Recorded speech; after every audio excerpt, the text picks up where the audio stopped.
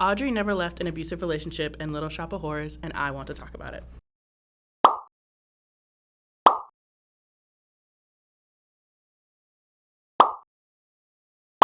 Hello, everybody. If you're new to my channel, welcome. If you're not new, then welcome back. Today, we'll be talking about Little Shop of Horrors. No shit, Sherlock. Originally a horror comedy released in 1960, it was adapted into a musical in 1982, followed by a musical movie in 1986 starring Rick Moranis. Since then, it has become one of the most popular musicals ever made. I've seen and heard a few adaptations of Little Shop, not only the 1986 movie and the 2003 and 2019 Broadway cast recordings, but I've also seen it live, both at a high school in my hometown and at the Guthrie Theater, where I got to see Will Rowland play Seymour Krelborn. I've heard this musical a million times, and I listen to at least one song a week from my musical theater playlist. Follow me on Spotify. Even while watching the show, I was mouthing the words and singing along. I thought that seeing Will Rowland, an actor who stars in one of my favorite musicals, would have been the highlight of my night. However, what impacted me most was the performance of Audrey. Played by the absolutely beautiful China Brickey, it was so refreshing to see a woman of color play a predominantly white role, especially in a story that discusses love and domestic violence. Even after the show, while we did a questionnaire, China made a point to discuss the importance of domestic violence in the show, and also consent between the actors. But let's rewind a bit. For some, they've never seen Little Shop of Horrors, and for others, it's been so long since they've heard or seen it that you might not know what I'm talking about. If you haven't, go listen to the 2003 new Broadway cast version. But if you're too lazy and don't want to spend 80 minutes listening to one of Broadway's most iconic musicals, then sit back and relax while I summarize it here for you. The musical opens up with a deep-voiced narrator and three street urchins, who I'll call the girls throughout this video, named Crystal, Ronette, and Chiffon. The three of them are dressed in alien-like attire that contrasts with the scene of the musical. No matter what adaptation I've seen, these three eat down. I don't care what anybody else says, but if you play one of these three, you'll be on stage more than the main characters are half the time. The three of them break the fourth wall, both narrating the story and being a part of it. Little Shop of Horrors stars a poor man named Seymour Krelborn. The second song in the musical, Skid Row, emphasizes how poor, broke, hungry, and exhausted everyone is in the musical on Skid Row. We're also introduced to Audrey, who is a pretty blonde with a very tacky sense of fashion. Audrey and Seymour are co-workers at Mushnick Skid Row Florist. Everyone dreams of success and getting out of Skid Row. At the end of the workday, or the end of the song, Mushnick says he's closing the flower shop for good. Seymour says that instead of closing, they should go into a new direction, and that he's been working on a strange and interesting plant that he calls the Audrey 2, that they should display in the window. Mushnick says that it's a dumb idea, but almost immediately after doing it, a customer comes in and asks about the strange and interesting plant in the window. Seymour sings in Dadu how he bought the plant from an old Chinese man during a total eclipse of the sun for $1.95. The customer, who in the Guthrie show was played by the same actor who played Oren, buys $100 worth of roses, which excites Seymour, Audrey, and Mushnick. Mushnick invites them all to dinner, but Audrey says no, since she has a date with her boyfriend, and leaves. Instead of going to dinner, Audrey too flops and wilts, and Mushnick tells Senior to stay and care for the plant. In Grow For Me, Seymour begs and pleads with the plant, asking what it needs to grow. While singing, he pricks his finger on a rose and realizes what Audrey too needs: blood. And we watch as the audience, we watch the plant grow and bloom right in front of us. Later, a radio show interviews Seymour and calls him a botanical genius for inventing a new kind of plant. Seymour reminds the listeners that Audrey 2 is on display at Mushnick Skid Row Florist, but he's cut off before he can give the address. Mushnick sings about how much money he's making and how successful he's become because of Seymour, and the girls start singing You Never Know about how successful Seymour is and how he's no longer a nobody. Audrey comes on stage and apologizes for missing the radio interview since she was handcuffed by her boyfriend. We see her beaten up and bruised with her arm in a cast. Ronette, Chiffon, and Crystal talk with Audrey and tell her how she should get a new guy, someone like Seymour. But Audrey says that Seymour wouldn't like her or love her.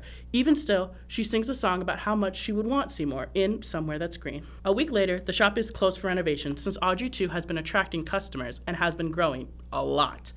During the song, Seymour admits to forgetting about an important funeral account, that he's been getting hurt a lot lately. It's like whenever I pick up a pruning shears, I slip. Audrey comments about how Mushnick has been so hard on Seymour, but Seymour defends him, saying that he got him out of Skid Row Home for Boys when he was a kid and gave him a job. She says that he should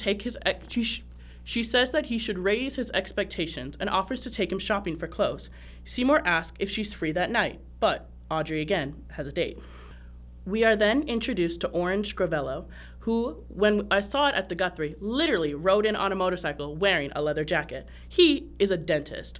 Crystal, Rainn, and Chiffon realized that Oren was the one who gave Audrey the black eye, so they jump Oren and beat him up, as they should. Oren explains that he's not just a monster, he just has a fascination with pain and suffering. During the song, Oren is inhaling laughing gas as he's addicted to it and uses it more for himself than his patients. Also, I want to quickly point out that in the first verse of the song, Oren describes that as a kid he would shoot puppies with a BB gun, poison guppies, and bash in kittens' heads, all of which is animal abuse and are very common traits and behaviors of serial killers and psychopaths. Just saying. Anyways, Oren is amazed at Audrey too and says that he shouldn't stay on Skid Row because the plant could lead him to something bigger and better. Audrey points out that Seymour is loyal, but Oren purposely ignores her and they leave. Well, more like Oren leaves Audrey to run after him on his motorcycle. Mushnick overhears this conversation and begins to panic because if Seymour leaves with Audrey too, Mushnick will be back where he started. So, out of greed and success, he offers to adopt Seymour as his son, even though he's always hated Seymour and called him trash, a lowlife, and a waste of space and money. Seymour says yes, and they rename the shop Mushnick and Son. And Mushnick rushes off to talk to his lawyer. Seymour is left alone on stage with Audrey too. He is grateful and overwhelmed by all the changes in his life, but also dizzy from feeding the plant so much of his blood. He leaves to get dinner, but the plant wilts and growls, telling Seymour that it's hungry. Seymour, having no blood to give, says that Audrey too will have to wait a few more days. Then, the plant speaks.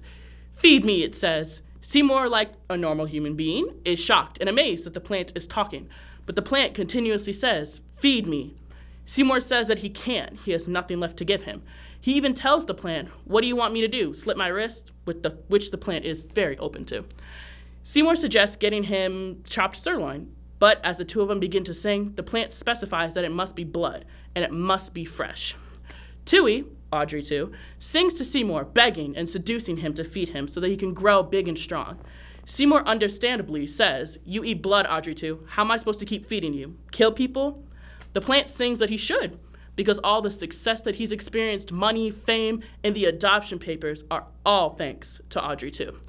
Seymour, again, like a reasonable human being, can't believe the plant by saying, "But you're a plant, an inanimate object." Does this look inanimate to you, punk? If I can talk and I can move, who's to say I can't do anything I want? Like what? Like deliver, pal. Like see you get everything your sacred, greasy, heart desires. Crystal, Rainn, and Chiffon join in as the plant sings about all the things Seymour could get for him, but Seymour doesn't want to kill anybody. The plant continues to sing, saying, "You didn't have nothing till you had me. Come on, kid, what'll it be? Money? Girls? One particular girl? How about that Audrey? Think it over." Which Seymour does. He thinks about all the things he would like to have: new cars, new house, getting out of Skid Row, and all five of them actually, begin to dance and sing with the plant. And the girls, before Seymour stops them and cries, Wait a minute! That's not a very nice thing to say! But it's true, isn't it? No! I don't know anyone who deserves to get chopped up and fed to a hungry plant! That is, until Oren drives in on his motorcycle with Audrey running behind him. Audrey left her sweater at the shop. She says hi to Seymour before going back to Oren, who slaps her hard across the face in front of Seymour, the plant, the girls, and the audience before leaving. Seymour and Tui look at each other and come to the same conclusion. Oren is going to be plant food. Seymour schedules a dentist appointment with Oren, bringing a gun to kill him, but Oren takes it from Seymour and wrestles him into the dental chair. He gets excited about their appointment and leaves to get a special gas mask to get high. Seymour realizes that he should kill Oren while he can, but he can't do it. After getting high enough, Oren realizes that the gas mask is stuck and that he could asphyxiate in here. Oren begs Seymour to help him, but all Seymour says is, "Well," which shocks Oren, and he decides not to remove the mask. Eventually, Oren laughs himself to death. The first act of the musical ends as Seymour feeds Oren's body parts to the plant. During intermission, I watched as the sign that had said Mushnick Skid Row Florist changed to Mushnick and Son Skid Row Florist, and that just made me very happy to see. The second act begins with Audrey and Seymour overwhelmed with phone calls from customers, and when 6 o'clock hits, they tell the customers to call back in the morning. Seymour tells Audrey that, per her suggestion, he's been shopping for a new wardrobe and shows off a brand new black leather jacket. Now, it's never said that it's orange jacket, but it's heavily implied. Audrey, understandably, is overwhelmed at seeing the jacket. Seymour takes it off and tells her that he just wants to impress her. Audrey admits that she feels guilty for being glad that Oren is missing and secretly hopes that something terrible had happened to him. Seymour tells her that she deserves a nice guy, but Audrey disagrees. Seymour argues that he sees the girl underneath the makeup and vows to be good to her. In Suddenly Seymour. The two of them kiss, and Mushnik walks in on them. Mushnik, rightfully suspicious, tells Audrey to go see her dentist friend, to which Seymour reminds him that he's gone missing before sending Audrey home. When Audrey is gone, Mushnik notices red dots on the floor and tells Seymour that he found a dentist uniform in the trash outside. He accuses Seymour of killing Oren to get with Audrey. Seymour claims that he's innocent, but Mushnik is insistent that they go to the police just to clear his conscience. Tui starts to urge Seymour to feed Mushnik to him, telling them that he will lose everything if the police learn the truth. Seymour tricks Mushnik into going inside the plant, which eats him in supper time.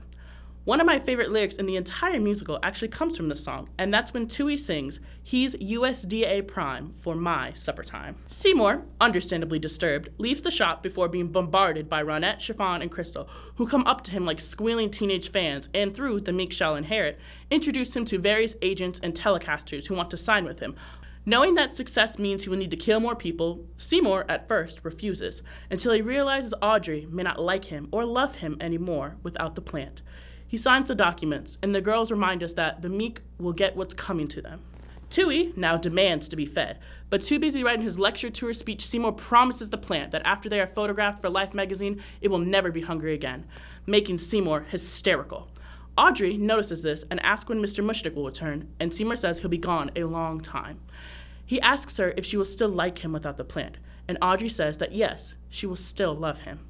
Seymour decides that after this, he will kill the plant after Life magazine takes their picture, so that he and Audrey can live happily ever after. He says all of this within earshot of the plant, by the way, and Audrey goes home.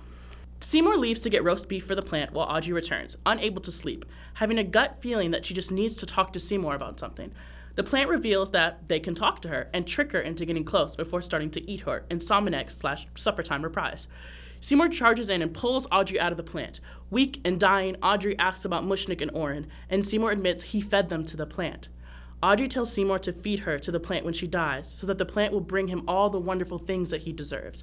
Seymour refuses, but Audrey convinces him that if she's inside the plant, they will always be together, and she'll finally be somewhere that's green, like she always wanted. After Seymour feeds Audrey to the plant, a gentleman from World Botanical Enterprises enters, finding Seymour shattered by Audrey's demise. He wants to take cuttings from Audrey too and sell them to every florist in America. Pretty soon, every household in America will have its own Audrey too. The man goes back to his truck to get some flower pots, saying that Audrey twos will be bigger than hula hoops. In the second to last song, Seymour attempts to kill the plant by shooting it and feeding it rat poison, but nothing works. Desperate and stupid, Seymour gets a machete and climbs into the plant, but the plant eats him and spits out the machete. In the finale, Rainn, Chiffon, and Crystal describe how the plants ate Cleveland, Des Moines, Peoria, New York, and the theater that you are watching the show in. Seymour, Mushnik, Audrey, and Oren appear in the plant's flowers and warn the audience to avoid this fate, singing in Don't Feed the Plants. The musical ends with vines falling onto the audience. The lights go dark, and it's implied that the plant ate the audience. The end. Little Shop of Horrors is considered a dark comedy because it mixes humor with dark themes like murder and exploitation, all things we hold near and dear to our hearts, all while addressing the serious issue of domestic violence through Audrey. Audrey dreams of escaping her surroundings and finding something better, but her gentle nature is overshadowed by her grim reality, especially in her abusive relationship with Oren, the sadistic dentist. Oren's cruelty is a classic example of abusive behavior, and Audrey, trapped in this toxic cycle, tries to make sense of his mistreatment. Her self-worth is so battered that she sings in Skid Row about the harsh life she endures. She says, where the guys are drips, they rip your slips, where relationships are no-go, down on Skid Row. These lyrics show how she's convinced herself that she deserves this treatment. Despite her hopes for a better life, Audrey's struggle with Oren's abuse and her efforts to rationalize this behavior are all too familiar signs of someone trapped in a cycle of abuse. Seymour becomes a beacon of hope for Audrey, offering a glimpse of a better life away from Oren's cruelty. At first, he appears to be kinder, more considerate option compared to the sadistic dentist.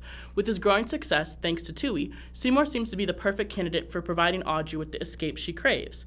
Yet, as the story unfolds, particularly in the song Grow For Me, we see a different side of Seymour. His willingness to sacrifice a piece of himself, both physically and emotionally, highlights a defining moment in their relationship, showing Seymour's dedication to making others happy, even at his own expense, as he supports Audrey and he pursues his dreams. Audrey's ballad, Somewhere That's Green, is the heart of her dream for a better life, reflecting her desperate need to escape her harsh reality and find peace with Seymour.